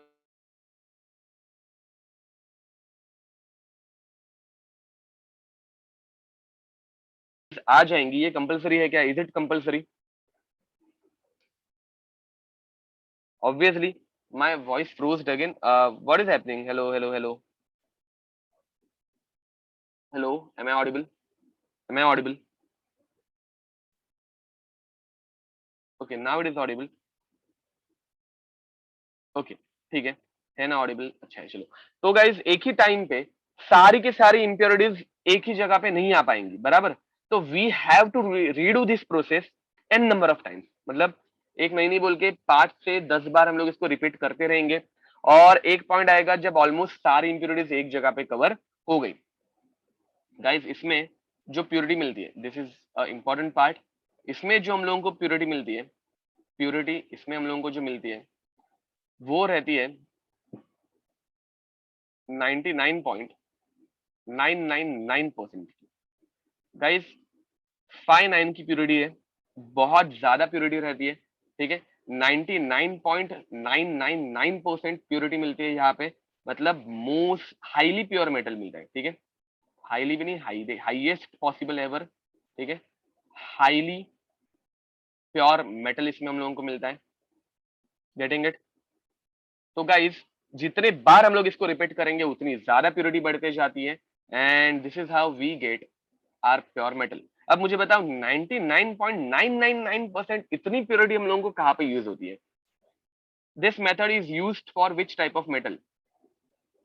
मेथड बोला ना मैंने पहले, मेटल मेटल ही बोला था। I guess this method is used for which type of metal? Gold? Gold नहीं यार, गोल्ड में तो हम लोग खुद कॉपर मिक्स करते हैं सो दैट उसकी प्रॉपर्टीज एनहांस हो। Used for, this method is used for, तो गाइज हम लोग इसको यूज करते हैं मेटलॉइड्स के लिए, मतलब जर्मेनियम, सिलिकॉन या फिर गैलियम, ऐसे मेटल्स के लिए हम लोग यूज करते हैं, ठीक है। अब मुझे बताओ ये कौन से मेटल्स है? ये कौन से मेटल्स है? गैलियम के लिए हम लोगों को ये यूज नहीं होगा, गैलियम मेल्ट हो जाता है, मतलब इजीली मेल्ट होता है, तो उसको हम लोग दूसरे मेथड से मेल्ट करते हैं। आर्सेनिक, ये कौन से टाइप के मेटल्स है? सेमी कंडक्टिंग, करेक्ट बोल रहे हो। तो these are semi conducting metals. Guys मुझे बताओ हम लोग सेमी कंडक्टर्स कहाँ पे यूज करते हैं? हम लोग सेमी कंडक्टर्स कहाँ पे यूज करते हैं? चिप्स में, मदरबोर्ड्स में, ठीक है। तो गाइज तुम लोगों को पता है प्रोसेसर्स जो रहते हैं, मदरबोर्ड्स जो रहते हैं, उनमें सेमीकंडक्टर्स भरा पड़ा रहता है, एंड वहां पे हम लोगों को हाईली प्योर मेटल रखते हैं, तो ये यूजुअली इलेक्ट्रॉनिक डिवाइसेस में यूज आते हैं। तो जोन रिफाइनिंग जो है वो सेमीकंडक्टर्स के लिए यूज की जाती है, उसका रीजन तुम लोगों को समझ में आ गया होगा। Any doubt? This is a important process, this is a important process.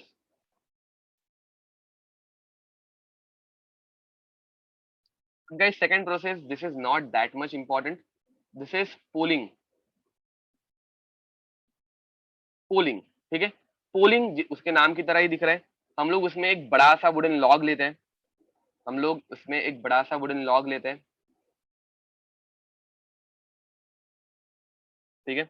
हाँ, एक आतिश सर का बड़ा सा लॉग लेंगे।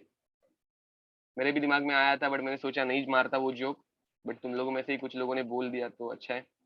तो गाइज एक बड़ा सा वुडन लॉग लेंगे,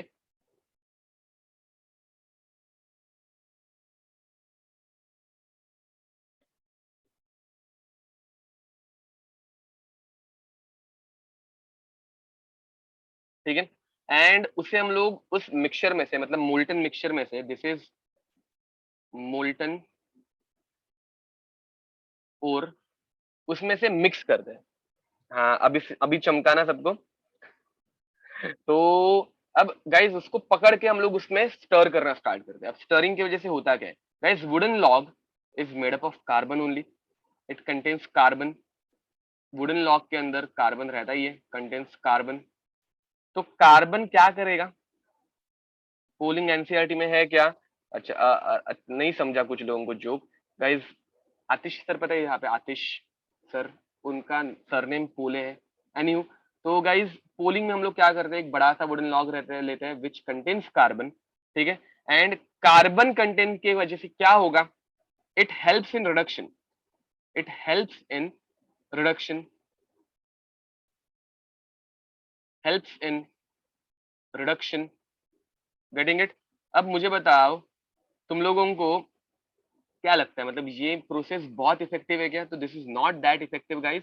यहाँ पे 97 to 99% ही प्योरिटी मिलती है, एकदम ज्यादा नहीं, ठीक है।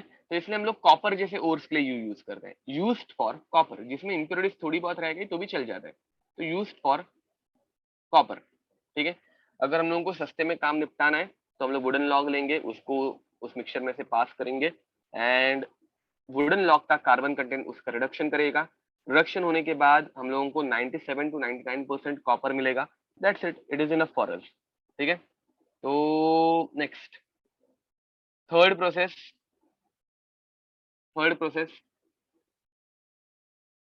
Melting of metal. इसे हम लोग यूज करते हैं स्लोपिंग हर्थ फर्नेस में, स्लोपिंग हर्थ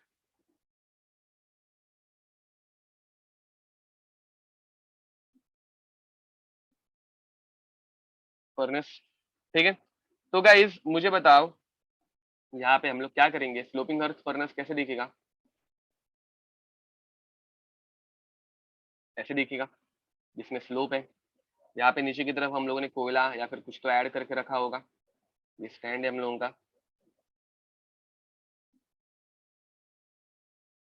ऐसे कुछ। ठीक है, एंड यहाँ पे हम लोग बहुत हाई टेम्परेचर पे इसे हीट कर रहे हैं, यहाँ पे आग आ रही है।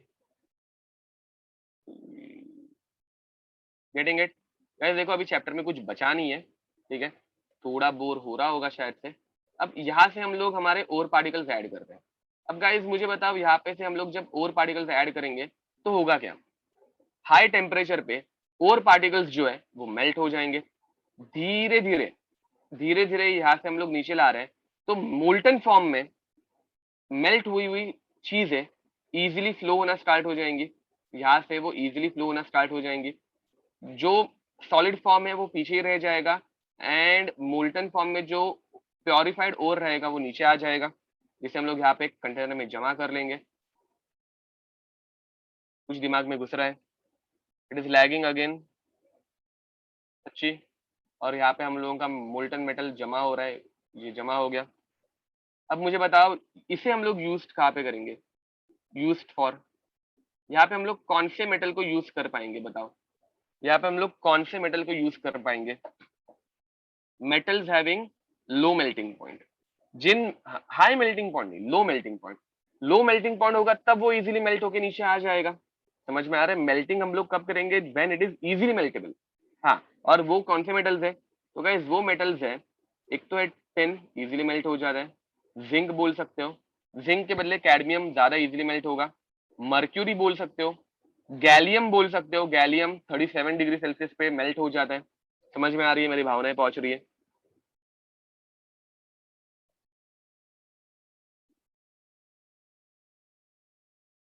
ओके, अब गाइस प्यूरिफिकेशन में एक प्रोसेस सेल्फ रिडक्शन भी आती है, सेल्फ रिडक्शन, सेल्फ रिडक्शन नहीं सॉरी, ये यहाँ पे नहीं आएगी, स्लोपिंग हर।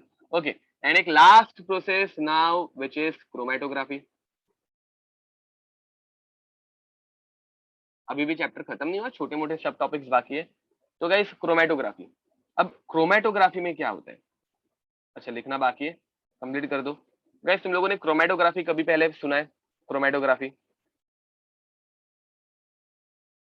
एचजी कैसे मेल्ट होता है गाइस, याद रखना और जो रहता है वो यूजुअली कंबाइंड फॉर्म में रहता है। कंबाइंड फॉर्म में और जब रहता है और उससे हम लोग हाई मतलब कंबाइंड फॉर्म में अगर मर्क्यूरी किसी मेटल के साथ चिपका हुआ है तो अमालगम फॉर्म में। समझ में आ रहा है मैं क्या बोल रहा हूँ? मर्क्यूरी नेचर में अगर हम लोगों को कंबाइंड फॉर्म में मिला तो it is in form of अमालगम, and अमालगम form में अगर होगा तो वो सॉलिड अमालगम रहता है, जिसे हम लोग जब हीट करेंगे तो उस सॉलिड अमालगम में से मर्क्यूरी मेल्ट होगा इजीली और वो नीचे आना स्टार्ट हो जाएगा। ओके, तो गैस क्रोमेटोग्राफी तुम लोगों ने पहले कभी देखा है क्या, सुना है क्या?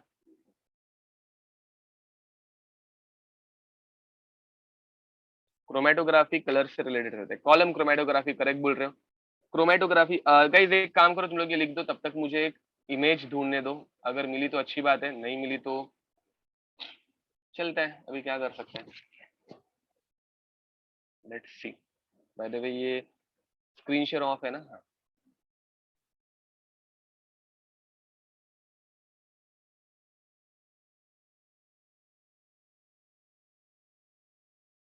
क्रोमेटोग्राफी,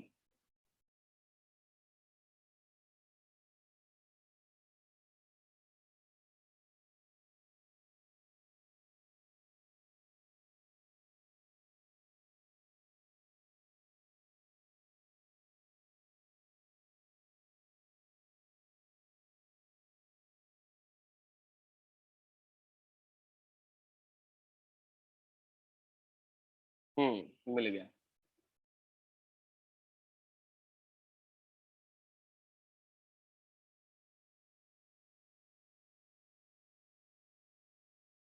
ओके गाइस, चलो तो करते हैं स्टार्ट। तुम लोगों को इमेजेस जो दिखानी है वो मिल गई है मुझे फॉर्चुनेटली। तो guys, what is chromatography? Start करें, लिख के हो गया होगा सबका।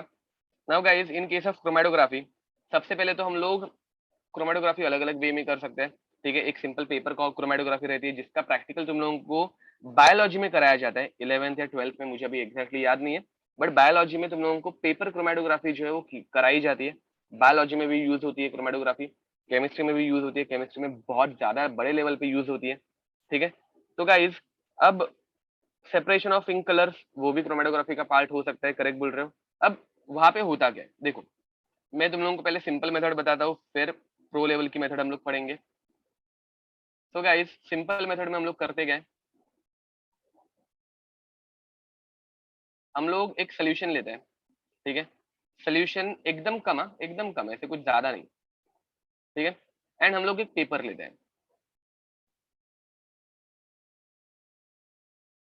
पेपर का एक छोटा सा टिप सिर्फ सोल्यूशन में डिप्ड रहता है। अब जैसे किसी ने इंक का एग्जांपल दिया था, मुझे बताओ इंक एक ही सिंगल कंपाउंड रहता है या उसमें मिक्सचर ऑफ कंपाउंड्स रहते हैं? तो ऑब्वियसली उसके अंदर मिक्सचर ऑफ कंपाउंड्स रहते हैं, तुम लोगों ने कभी नोटिस किया होगा। तो ब्लू इंक के अंदर जैसे ही तुम लोगों का पानी गिर जाता है तो तुम लोगों को उसमें से अलग अलग कलर्स निकलना स्टार्ट होते हुए दिखता है। ठीक है, तो गाइस यहाँ पे समझ लो तुम लोगों ने एक छोटा सा इंक का ड्रॉप डाल दिया, छोटा सा तुम लोगों ने इंक का ड्रॉप ऐड कर दिया। अब होगा क्या गाइस, होगा ये कि हम लोगों का जो ये लिक्विड सोल्यूशन है जिसके अंदर हम लोगों ने छोटी सी टिप डिप करके रखी है पेपर की, वो ऊपर चढ़ना स्टार्ट हो जाएगा। ये समझ में आ रहा है, वो ऊपर चढ़ना स्टार्ट हो जाएगा, ये पेपर वेट होना स्टार्ट हो जाएगा, एब्जॉर्प्शन होगा, कैपिलरी एक्शन होगा। अब जैसे ही वो इंक को मिलेगा तो इंक भी ऊपर जाना स्टार्ट हो जाएगी, इंक भी ऊपर फ्लो करना स्टार्ट करेगी। ये फॉलो हो रहा है मैं क्या बोल रहा हूँ? इंक ऊपर फ्लो करना स्टार्ट करेगी। अब मुझे बताओ, इंक के अंदर दो कंपाउंड है, एक कंपाउंड है ये, इंक के अंदर दो कंपाउंड है, एक कंपाउंड है ऐसा कुछ और दूसरा कंपाउंड, मैं जस्ट एग्जांपल ले रहा हूँ, ये ऐसे नहीं होता बट जस्ट सिंपल एग्जांपल, और दूसरा कंपाउंड है ऐसा कुछ। मुझे बताओ कौन तेज भागेगा? इंक के अंदर दो कंपाउंड है, एक है बेंजीन दूसरा है एंथ्रासिन, मुझे बताओ कौन तेज भागेगा? ऑब्वियसली बेंजीन तेज भागेगा। तो भाई गाइस, बेंजीन जो है वो एकदम फास्ट भागेगा, वो एकदम ऊपर की तरफ चला जाएगा। एंथ्रासिन जो है वो जरा स्लो भागेगा। Assuming benzene is a green compound, ऊपर एक ग्रीन डॉट एकदम ऊपर आ जाएगा, एंड एंथ्रासिन जो है वो जरा नीचे आ जाएगा। ये समझ में आ रहा है क्या? देखो ये समझ में आया, जो छोटा कंपाउंड है वो थोड़ा फास्ट भाग के ऊपर चला गया, जो बड़ा कंपाउंड है वो नीचे ही रह गया। अब गाइज इसमें पोलरिटी भी आती है, मतलब पोलर कंपाउंड ऊपर चला जाता है, नॉन पोलर नीचे, या फिर नॉन पोलर कभी कभी ऊपर चला जाता है, पोलर नीचे। बट वो सब ऑर्गेनिक का पार्ट रहता है, वो सब मैं एक्सप्लेन करते नहीं बैठूंगा। ठीक है, तो गाइज या फिर उसके ऊपर क्वेश्चन भी ज्यादा नहीं आते हैं। तो ग्रीन कंपाउंड ऊपर चला गया जिसकी स्पीड फास्ट थी, और ब्लू कंपाउंड जो नीचे रह गया जिसकी स्पीड कम थी। यहां तक किसी को कुछ भी डाउट? येलो डॉट, अरे येलो डॉट ही ऊपर चला गया। देखो yellow dot was made up of two colours, yellow dot was made up of two colours, एक था ग्रीन और एक था ब्लू। समझ में आ रहा है? येलो डॉट के अंदर दो कंपाउंड्स मिक्स्ड है, एक था ग्रीन एक था ब्लू, एंड ग्रीन की स्पीड ज्यादा थी इसलिए वो एकदम ऊपर पहुंच गया, ब्लू की स्पीड थोड़ी स्लो थी तो इसलिए वो थोड़ा बीच में पहुंच गया। वैसे तुम लोगों को समझ में आ रहा है क्या? इसका हम लोगों ने सेपरेशन कर दिया है, इसके अंदर दो चीजों का मिक्सचर था जिसे हम लोगों ने सेपरेट कर लिया है। ये तुम लोगों को समझ में आ रहा है क्या पहले? पक्का? यहाँ पे हम लोगों ने जो हम लोगों का सैंपल ऐड किया था, दिस वाज आवर सैंपल, ये जो है वो हम लोगों का सैंपल था। मैं तुम लोगों को ओरिजिनल डायग्राम ही बताऊंगा, डोंट वरी। ये जो था वो हम लोगों का सैंपल था। सैंपल इज अ मिक्सचर जिसे हम लोगों को सेपरेट करना था, तो ये हम लोगों ने सेपरेट कर लिया। गाइस पेपर क्रोमेटोग्राफी के जैसे देखो इसके बहुत सारे अलग अलग टाइप रहते हैं। एक रहता है पेपर क्रोमेटोग्राफी, दूसरा रहता है कॉलम, तीसरी रहती है जेल क्रोमेटोग्राफी, जिसमें हम लोग एक छोटी सी जेल की लेयर यूज करते हैं। ठीक है गाइस, तो डिफरेंट डिफरेंट टाइप्स रहते हैं। और ये सिंपलेस्ट टाइप है पेपर क्रोमेटोग्राफी, जो तुम लोगों को कॉलेज में कराया भी जाता है। ठीक है, अब मैं तुम लोगों को कुछ इमेजेस दिखाने वाला हूँ, जस्ट अ मिनट। अब देखो, किसी के दिमाग में आया होगा कि अगर कंपाउंड कलर्ड ही नहीं रहेगा तो, आया था कि ये डाउट? मैंने यूजुअली तुम लोगों को कलर वाले कंपाउंड्स बताया ना, मतलब यहाँ पे मैंने यूज करते हो कलर्स यूज किए थे, बट अगर कंपाउंड का कलर ही नहीं होगा तो क्या होगा? किसी के दिमाग में ये डाउट आया था? तो गाइस देखो, ऐसे टाइम पे हम लोग यूज करते हैं यूवी लाइट। ठीक है, यूवी लाइट में जो चमकने वाली चीजें नहीं रहती वो भी चमक जाती है। एंड तुम लोगों को ये दिख रहा है, can you see it? Guys देखो, ये तुम लोगों को डॉट्स दिख रहे हैं, ये इनिशियल बिगिनिंग स्पॉट्स, 1 2 3। अब इनका मैंने एग्जैक्ट मीनिंग जो है वो बताऊंगा नहीं, मैं बताते नहीं बैठूंगा, बट ये इनिशियल पॉइंट था। हम लोगों ने उसको लिक्विड में डिप किया, मतलब ये सब मैंने फोटोज निकाले थे लिक्विड में डिप किए हुए, बट लिक्विड में डिप करने के बाद जैसे जैसे लिक्विड ऊपर जा रहा है, तुम लोगों को समझ में आ रहा है अलग अलग स्पॉट्स बन रहे हैं, 1 2 3। यहाँ पे चौथा एक है जो इतना अच्छे से दिख रहा नहीं है, 1 2 3, ऊपर की तरफ भी 4 है, ये दिख रहा है तुम लोगों को? Mouse got frozen. ओके, ठीक है, माउस फ्रीज होने दो, बट तुम लोगों को ये कलर्स दिख रहे हैं क्या? First, second, third and fourth. और ये थर्ड वाला जो है वो मेरे लिए इंपॉर्टेंट था, ये मेरे लिए आईएमपी था। ठीक है, तो ये मुझे सेपरेट करना था, तो इसकी वजह से हम लोग ये प्रोसेस यूज कर रहे थे तभी, तो तभी मैंने थोड़े बहुत फोटोज निकाल के रखे थे मेरे रेफरेंस के लिए। क्या ये समझ में आया ना? वेट अ मिनट, मुझे दूसरी एक इमेज ओपन कर लेने दो। ना आफ्टर दैट, वो ग्रीन फ्लोरोसेंस क्यों है? बिकॉज ये यूवी रेज में हम लोग देख रहे हैं, यूवी लाइट में वो फोटोज निकाले थे इसलिए। Okay, now guys, column chromatography. Column chromatography ये मेजर टेक्निक है जो कि प्रॉपर सेपरेशन के लिए यूज किया जा रहा है। अब गाइस, कॉलम क्रोमेटोग्राफी ऐसे कुछ रहती है, ये इसकी सेम डायग्राम तुम लोगों को एनसीईआरटी में भी दिखेगी, ये 2017 की इमेज है, करेक्ट बोल रहे हो? तो ये सेम डायग्राम तुम लोगों को एनसीईआरटी में भी दिखेगी, हमारे लैब के ही फोटोज है। तो अब गाइस इसमें क्या होता है, अब देखो, यहाँ पे ये मेरा जो तुम लोगों को येलो कलर का मिक्सचर दिख रहा है, जूम हो रहा है, होती है क्या इमेज? जूम होती तो है obviously, but just a minute. हाँ,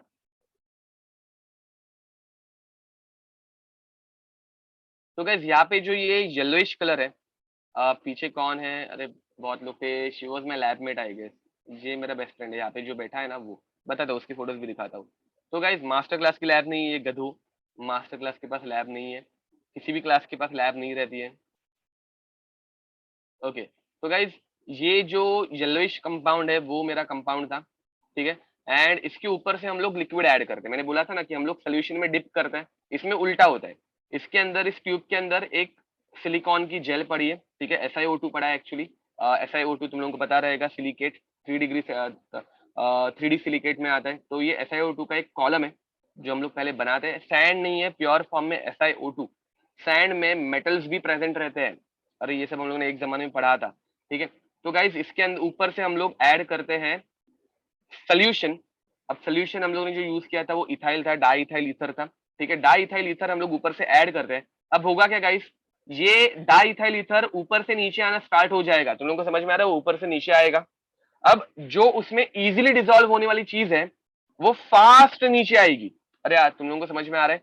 डाई इथाइल ईथर में जो चीज इजीली डिसॉल्व होगी वो एकदम फास्ट नीचे आएगी, जो चीज उसमें डिसॉल्व करने में इंटरेस्टेड नहीं है वो एकदम स्लो नीचे आएगी। इसमें पोलरिटी का कंसेप्ट आता है कि जो नॉन पोलर है वो जल्दी नीचे आता है, because diethyl ether is a non polar solvent. तो नॉन पोलर चीजें एकदम नीचे आ जाएंगी, जो पोलर चीज है वो ऊपर ही रह जाएंगी। मेरी भावनाएं पहुंच रही तुम तक? हाँ, अब आगे, आगे की इमेज ओपन करते हैं, ये आगे क्यों नहीं जा रहा है? चलो लेट इट बी, दूसरी इमेज ओपन करके दिखाता हूँ अभी तुम लोगों को, जस्ट अ मिनट।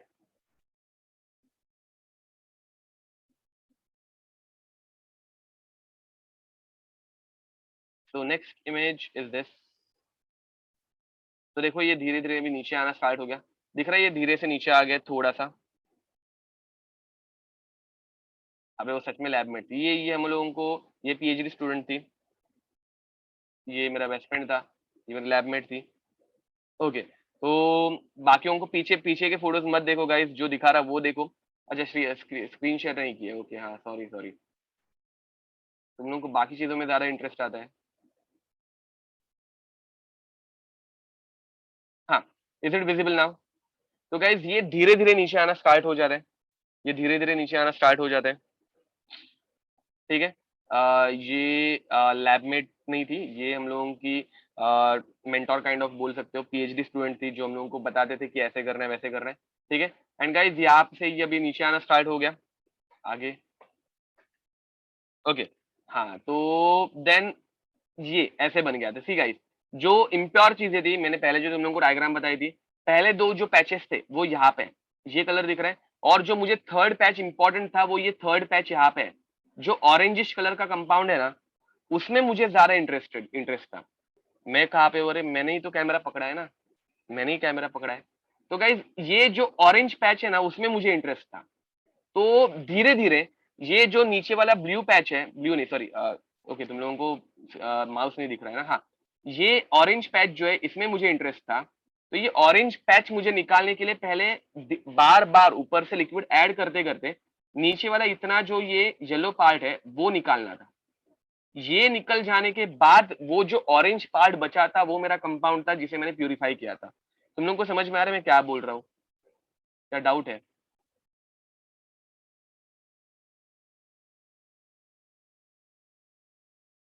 ओके, ये देखो ये ऐसे किया जाता है, ठीक है। अब यहाँ पे बाद में इसके बाद टाइम पास फोटो से आएगा। हाँ देखो ये में आ गया, ठीक है। तो आगे बढ़ते चलो। Which compound is this? अरे हम लोग पॉलीमर का एक मोनोमर बना रहे थे, तुम लोगों का पॉलीमर पढ़ा के हो गया है क्या?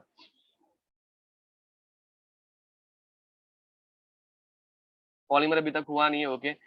एक पॉलीमर बना रहे थे तो उसके लिए एक मोनोमर था, हाँ ये मेरा बेस्ट फ्रेंड था, ये बहुत मस्त है, ओके। तो आगे बढ़ते चलो गाइस। ना ना ये बानर का नहीं है, ये मुंबई यूनिवर्सिटी का था, ओके। एनीहू, तो चलो आगे बढ़ते हैं। Next, he is not a teacher, he is doing research right now. अरे था नहीं मतलब अभी भी है, बट अभी जरा वो गुजरात साइड में है, तो इसलिए जरा कांटेक्ट नहीं है।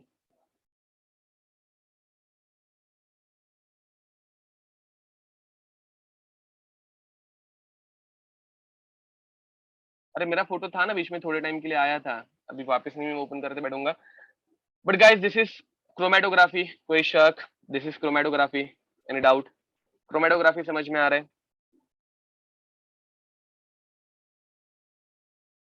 ओके, तो मतलब मेरी तरफ से जितना चाहिए था उससे ज्यादा ही मैंने बता दिया, तो I think chromatography is enough. इस चैप्टर में ज्यादा इसके क्वेश्चन नहीं आता है, ठीक है। तो लैब में मजा आती थी क्या? हम लोग टाइम पास ही करते थे और कुछ नहीं, मतलब लैब में जाके मजा आती ही है, ओके। तो गाइस चलो आगे बढ़ते हैं अभी। Next, last types of ion था वो मतलब अनफॉर्चुनेटली रह गया। तो types of ion and purification of ion, जो ऊपर ही आना चाहिए था, purification of ion and it's type. Guys याद रखो, हम लोगों को जो ब्लास्ट फर्नेस में यहाँ पे प्योर आयन मिलता है ना, यहाँ पे मैंने जो प्योर आयन लिख के दिया था, वो आयन जो है वो रहता है, मतलब यहाँ से आयन आ गया और यहाँ पे कलेक्ट हो रहा है, तो ये जो आयन है वो 4% इम्प्योरिटीज के साथ रहता है।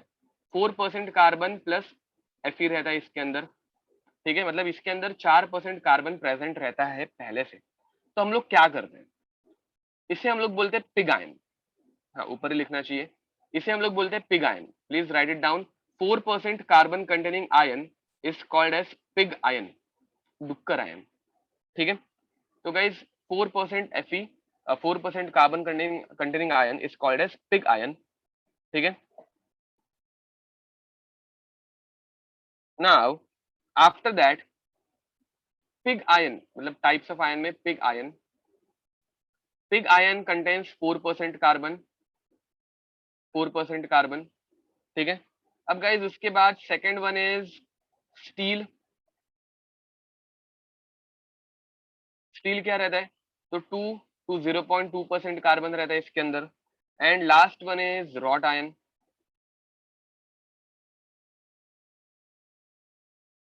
रॉट आयन जिसके अंदर रहता है लेस देन 0.2% कार्बन, ठीक है। तो गाइज ये हो गया आयन के टाइप्स, इतना ही हम लोग को याद रखना है। And finally purification of ion. Purification में हम लोग क्या करते हैं? तो हम लोग कुछ नहीं करते, इसके अंदर 4% कार्बन है। तो गैस देखो, अगर मेरे पास पिग आयन है, अगर मेरे पास पिग आयन है जिसके अंदर 4% कार्बन है, और इस 4% कार्बन को, बचे कुचे कार्बन को मुझे निकालना है, मैं क्या करूंगा, इस 4% कार्बन को निकालने के लिए मैं ऐड करता हूं पिग आयन में Fe2O3। गाइज ये लास्ट स्टेप समझ के लो, Fe2O3 ऐड करता हूं, Fe2O3 कार्बन के साथ कंबाइन होके क्या बनाएगा, कार्बन डाइऑक्साइड बनाएगा, ऐसे समझ लेते हैं। अभी टेम्परेचर यहाँ पे हम लोगों को दिया नहीं है, तो हम लोग कुछ भी बना सकते हैं। तो Fe प्लस इसमें से कार्बन डाइऑक्साइड समझ लो रिलीज हो गया, तो ये ऊपर चला गया। जो इलेक्ट्रोलाइसिस यहाँ पे यूज नहीं होता, आयरन के लिए इलेक्ट्रोलाइसिस यूज नहीं होता because it is quite reactive. हम लोग इलेक्ट्रोलाइसिस यूजुअली कॉपर तक ही यूज करते हैं जो हाइड्रोजन के नीचे है, नहीं तो फिर बाद में इलेक्ट्रोलाइसिस में वाटर का इलेक्ट्रोलाइसिस स्टार्ट हो जाता है, हम लोगों ने इलेक्ट्रोकेमिस्ट्री में देखा था। एनीयू, तो गाइज यहाँ पे हम लोगों को आयन मिलता है प्यूरिफाइड फॉर्म में, और वो आयन में ही ऐड हो रहा है। पिग आयन में 4% कार्बन और 96% आयन था। हम लोगों को ये 4% कार्बन निकालना था, तो हम लोग उसमें और क्या ऐड करेंगे, Fe2O3। Fe2O3 ऐड करने की वजह से क्या होगा, जो एक्स्ट्रा की चीज बनेगी वो आयरन ही रहने वाली है, और यहाँ पे वो बढ़ते जाएगा। Are you getting it?